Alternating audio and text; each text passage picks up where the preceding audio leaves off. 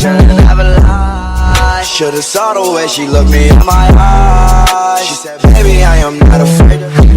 Bonjour, bienvenue à toutes et à tous pour la review du chapitre 256 de Jujutsu Kaisen. Chapitre 156 de Jujutsu Kaisen qui honnêtement m'a vraiment convaincu. J'ai beaucoup aimé ce chapitre 256 et on va en parler tout de suite. Pas mal d'informations supplémentaires, que ce soit sur le rayon noir, sur Yuji, sur Chozo, sur Miguel, sur la rue. Pas mal d'informations supplémentaires qui vont nous intéresser. On va parler de ce chapitre 256 qui honnêtement, franchement, je l'ai plutôt bien aimé. Il y avait pas mal d'informations, pas mal de scènes de combat. Sukuna est réellement en danger. C'est très très intéressant ce qui est en train de se passer actuellement dans le Jujutsu Kaisen et on va pouvoir en parler. Let's go, c'est parti. Alors tout d'abord, on nous explique que... Enfin plutôt Gojo nous explique tout simplement que le rayon noir n'est pas seulement une question de timing, c'est pas seulement une question de maîtrise, de capacité de maîtrise. On nous dit très bien, Gojo nous dit très bien qu'il maîtrise l'énergie occulte comme peu de gens, il la maîtrise extrêmement bien, mais le rayon noir n'est pas seulement qu'une question de volonté. Si le rayon noir n'était seulement qu'une question de volonté et qu'une question d'automatisme, alors Satoru Gojo pourrait en faire à volonté. Par contre, il y a bel et bien une... partie imprévisible dans le rayon noir. C'est pas seulement automatique, si tu réunis telle et telle condition, tu réussis à faire un rayon noir. Non, c'est pas comme ça que le rayon noir fonctionne. D'ailleurs, Gojo ira même plus loin en disant qu'il y a une partie d'aléatoire, une partie d'inconnu dans le rayon noir. En réalité, c'est pas parce que tu fais telle et telle chose que tu vas forcément déclencher un rayon noir. Il y a toujours une partie d'inconnu, d'imprévisible dans le rayon noir. Ça, c'est une information que nous donne Satoru Gojo. Et donc Gojo lui-même le dit, il ne peut pas en faire à volonté, il ne peut pas en faire autant qu'il veut. D'ailleurs il le dit lui-même, c'est Nanami qui a le record. Bon, actuellement c'est Yuji Itadori, on se rappelle qu'il a battu le record de Nanami face à Maito, si je ne me trompe pas, le record de rayon noir, il l'a battu face à Maito ou face à Nanami? Non, il l'a battu face à Maito je crois, le record de rayon noir d'affilée. Donc voilà. Anami il en faisait 4 d'affilée je crois, un truc comme ça, enfin bref, il en a fait quand même pas mal d'affilée Anami, et Yuji l'a battu si je ne me trompe pas. Donc oui, effectivement, Gojo le dit lui-même, en fait, il peut pas en faire autant qu'il veut. Il peut pas en faire à volonté. Il y a toujours une partie d'aléatoire. Et il dit lui-même, en fait, il y a possiblement il y a l'humidité et la chaleur qui aussi peut jouer, qui peut être des facteurs sur la réalisation d'un rayon noir ou non. Donc on nous montre bien qu'il y a une partie un petit peu incontrôlable avec le rayon noir. Et c'est très bien expliqué. Bon, alors a priori, dans ce chapitre, Sukuna n'a toujours pas retrouvé son sort d'inversion. En tout cas, il n'y a rien qui nous montre qu'il a retrouvé son sort d'inversion. Il ne régénère pas son bras, il ne régénère pas son cœur. On voit bien qu'il a toujours son bras coupé, qu'il est toujours dans un sale état. Donc a priori oui, et qu'il a toujours un bras inefficace. D'ailleurs a priori Sukuna n'a toujours pas retrouvé son sort d'inversion dans ce chapitre. Donc ça c'est plutôt une bonne nouvelle pour les exorcistes, parce que si Sukuna avait retrouvé son sort d'inversion, il aurait pu potentiellement aller chercher son territoire. Et s'il avait pu aller chercher son territoire, à part Yuji et Maki, je pense qu'ils se seraient tout le monde aurait été en PLS. Enfin je veux dire, Chozo je l'adore, mais il n'aurait pas pu se protéger des attaques de Sukuna dans son territoire. Et je pense pareil pour Miguel et Laru. Donc au bout d'un moment, voilà, à part Yuji à la limite et Maki, bon peut-être, qui aurait pu survivre à ce territoire, je vois pas qui d'autre aurait pu réussir.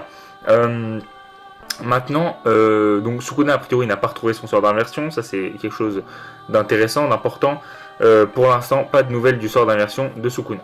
Bon, ensuite, on a un enchaînement de combats, on a un enchaînement de coups qui sont entre Sukuna et les exorcistes, Chozo, Yuji et Maki en première ligne évidemment. D'ailleurs, j'aime beaucoup l'échange de coups qu'il y a entre Sukuna et les exorcistes. On a Maki qui clairement arrive encore à planter Sukuna. À un moment donné, il va falloir remettre le débat sur la table. Qui est le plus fort entre Maki et Toji. Bon, je reste encore intimement persuadé que Toji est plus fort que Maki encore aujourd'hui à l'heure actuelle. Pour moi, encore aujourd'hui ou encore à l'heure actuelle, pour moi, Maki reste un petit peu moins forte que Toji, mais honnêtement, elle s'en rapproche de plus en plus. Et je pense qu'à la fin de l'œuvre Jujutsu Kaisen, Maki sera plus forte que Toji. Après, on verra bien, hein, mais pour l'instant, pour moi, Maki reste encore légèrement inférieur à Toji. En tout cas, Maki continue de planter Sukuna, elle continue de faire des dégâts à Sukuna. Pareil pour Yuji et Chozo qui essayent d'affronter Sukuna un petit peu comme ils peuvent. Même si Sukuna reste quand même légèrement avantagé, on se rend compte de plus en plus que Sukuna a du mal à combattre, que Sukuna est de plus en plus en difficulté. Même s'il arrive à enchaîner les coups et à esquiver et à faire ce qu'il faut, il a un peu plus de mal. Et donc ensuite, justement, on parlait de Maki, et bien Sukuna va tout simplement utiliser son 3e rayon noir d'affilée face à Maki. Maki s'est déjà encaissé 2 rayons noirs, hein, c'est quand même puissant. La roue s'est encaissé 1 rayon noir. C'est déjà le 3e rayon noir d'affilée de Sukuna, et il va en faire d'autres, on va le voir. Mais donc, Sukuna a déjà fait 3 rayons noirs d'affilée, c'est assez incroyable. Il a certainement, évidemment, compris quelque chose sur l'énergie occulte que le Gojo lui-même n'a pas compris, que personne n'a compris d'ailleurs, à part peut-être Yuji. C'est-à-dire que Sukuna a quand même un millénaire d'avance sur tout le monde, enfin sur la majorité des exorcistes, il a un millénaire d'avance. Le mec a pu s'entraîner pendant 1000 ans. D'après Kenjaku lui-même, ça fait plusieurs centaines, enfin plus de 700 ou 800 ans qu'il est indétrônable. Donc Sukuna a 1000 ans d'expérience, a 1000 ans d'entraînement, à 1000 ans de maîtrise dans l'énergie occulte. Je pense qu'il a compris quelque chose par rapport au rayon noir que Satoru Gojo lui-même n'a pas compris, et que seul Yuji pourrait finir par comprendre, parce que pour pouvoir en enchaîner 3, voire il va en faire encore plus après, c'est quand même assez impressionnant. Alors je disais tout à l'heure qu'il n'y a pas de signe de retour du sort d'inversion pour Sukuna, mais c'est quand même peut-être un tout petit peu trompé, puisque tout simplement on a Maki qui précise bel et bien, et d'ailleurs on va le voir avec Shozo aussi qui précise que sa vitesse a augmenté. Sukuna, sa vitesse augmente et la puissance de ses attaques augmente. C'est Maki qui le précise. Maki précise que la puissance de ses attaques augmente, et Shozo précise que sa vitesse de déplacement augmente. Donc ça, on est quand même sur des informations importantes qu'on nous donne. Est-ce que ça peut être le signe d'un retour de sort d'inversion de Sukuna? Je sais pas, peut-être le début du retour du sort d'inversion de Sukuna. En tout cas, a priori, Sukuna est toujours pas à bout, hein. Il est encore capable, le gars littéralement il est en train de gérer Shozo, Maki, enfin il est en train de gérer Shozo, Yuji et Maki en même temps. C'est assez incroyable. Il y avait Miguel et Laroux tout à l'heure, ils vont revenir en plus de ça. Donc oui, Sukuna semble être en difficulté, mais il est loin d'être à bout, hein. Il est loin de plus en pouvoir. Et on va voir un petit peu comment ce combat se termine, mais à mon avis, Sukuna a encore quelque chose en réserve. Comme je le disais, Sukuna va continuer avec ses rayons noirs, il va continuer avec les rayons noirs, puisqu'il va envoyer un rayon noir sur Shozo. Alors, il va envoyer un énorme rayon noir sur Shozo, comme d'habitude, hein. Les rayons noirs c'est très destructeur, hein. Il va placarder Shozo dans un mur. Bon, heureusement Shozo aura eu le bon réflexe, il va utiliser la même technique que face à Yuji. Il va tout simplement utiliser une espèce d'armure de sang, pour se protéger du coup de Sukuna, du rayon noir de Sukuna. Mais donc c'est quand même le 4e rayon noir qu'il a envoyé d'affilée, c'est extrêmement impressionnant. 4e rayon noir qu'il envoie d'affilée, c'est assez incroyable. C'est le record de Yuji si je ne me trompe pas, donc il a égalé le record de rayon noir d'affilée si je ne me trompe pas, hein. Ou alors Yuji c'était 5, je sais plus, mais il me semble bien que c'est le record de Yuji ou de Nanami, je sais plus, mais ça reste dans les 3 personnages qui ont fait le plus de rayons noirs, il est avec Nanami et Yuji, quoi, donc voilà. Et il va certainement en faire d'autres en plus, donc c'est assez incroyable.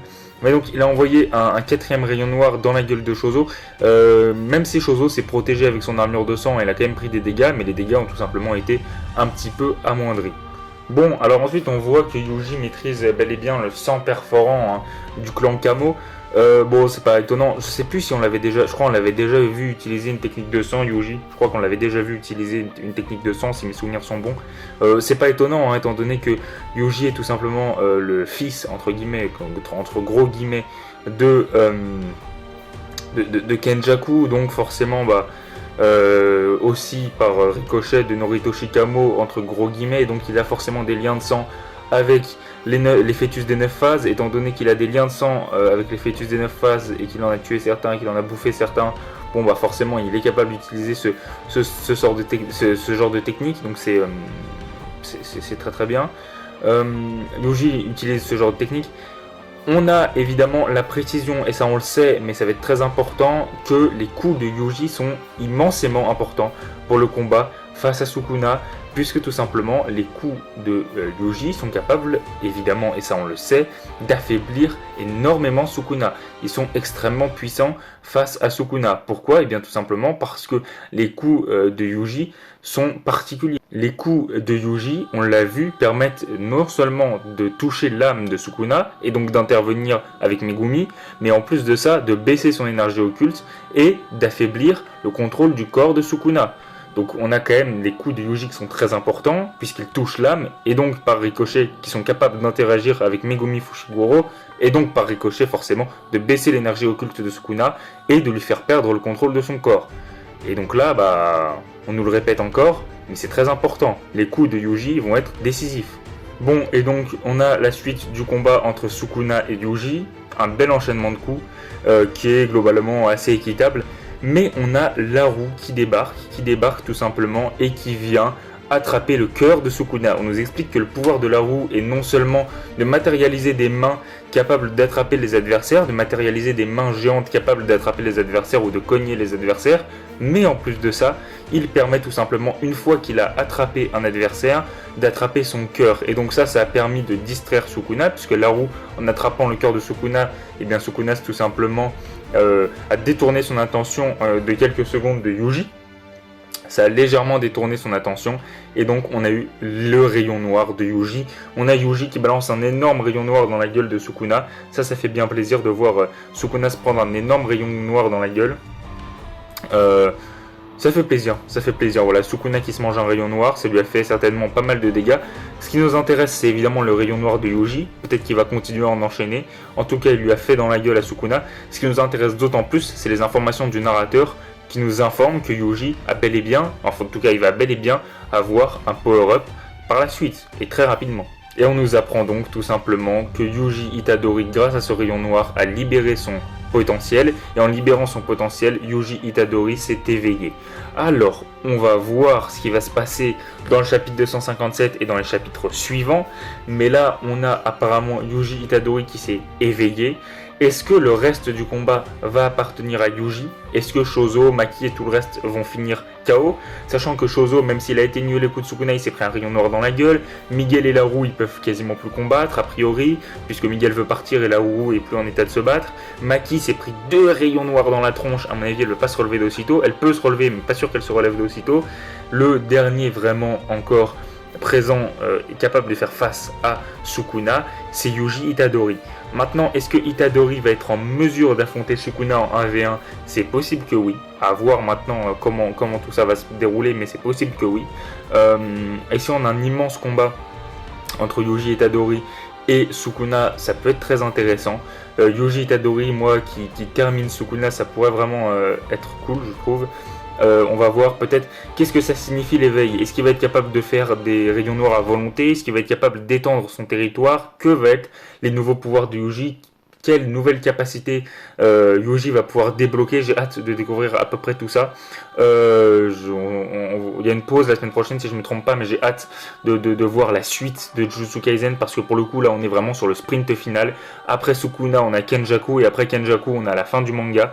Donc j'ai hâte de voir tout ce qui va se passer, les prochains chapitres. Il peut y avoir pas mal de choses très très intéressantes. Comme je l'ai dit, là on a Sukuna, faut profiter de Sukuna, et puis après Sukuna il va falloir profiter de Kenjaku jusqu'au bout, parce que on est à la fin du manga et on est dans le sprint final, donc va bien falloir profiter. Yuji Itadori a peut-être un de ses derniers power-up, si ce n'est son dernier power-up. On va voir comment ça se passe. Mais en tout cas, voilà, c'en est tout pour ce chapitre 256 de Jujutsu Kaisen. J'espère qu'il vous aura plu. Moi, en tout cas, ça m'aura beaucoup plu cette lecture. Cette review aussi m'aura beaucoup plu. Alors, il n'y a pas eu de vidéo de la semaine dernière. Il n'y a pas eu de vidéo sur la chaîne. C'est normal, j'étais en train de préparer les grosses vidéos qui vont arriver. Mais ne vous inquiétez pas. Je vais vous donner le planning de vidéos rapidement. Il y aura une vidéo tous les 2 jours sur cette chaîne. Mais d'abord, il y a un planning bien précis. Les prochaines vidéos, évidemment donc, seront samedi, lundi, jeudi et vendredi. Il y aura des vidéos tous les jours. Je répète, samedi, lundi, jeudi et vendredi, il y aura des vidéos. Et à partir de vendredi, ça sera une vidéo tous les 3 jours. Je répète une dernière fois, cette semaine, il y aura une vidéo samedi, donc aujourd'hui, samedi, lundi, jeudi et vendredi. Et après, une vidéo tous les 3 jours, tout simplement. Donc après cette vidéo, il y a une vidéo lundi, jeudi, vendredi, et après une vidéo tous les 3 jours. En tout cas, voilà, j'espère que cette petite vidéo vous aura plu. Sur ce, je vous dis à très bientôt pour plein de nouvelles reviews, pour plein de nouvelles vidéos. À très vite, et c'est ciao.